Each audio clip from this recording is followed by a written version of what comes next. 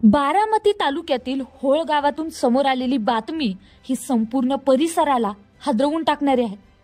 एका वडिलांनी आपल्या स्वतःच्याच 9 वर्षाच्या चिमुकल्या मुलाचा केवळ अभ्यास करत नाही म्हणून अमानुषपणे जीव घेतला।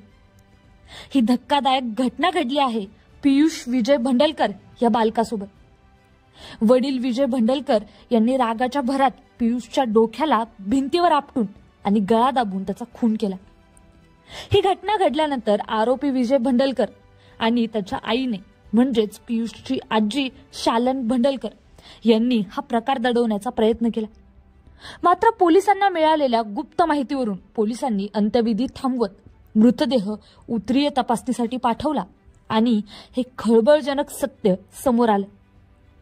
पोलिसांनी विजय गणेश भंडलकर आणि पियुषची आजी शालन भंडलकर आणि पियुषचा काका संतोष भंडलकर यांच्या विरुद्ध गुन्हा दाखल केला आहे। या घटनेमुळे संपूर्ण परिसरात भीतीचं आणि संतापाचं वातावरण निर्माण झालं आहे। बालकांच्या सुरक्षेसाठी समाजाने जागरूक राहणं अत्यंत आवश्यक आहे।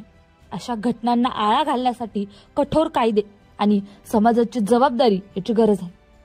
ही घटना केवळ एका कुटुंबाची नाही तर संपूर्ण समाजाला विचार करायला लावणारी आहे। मुलांवर होणाऱ्या अत्याचारांना रोखण्यासाठी आपण सर्वांनी पुढे यायला हवंच।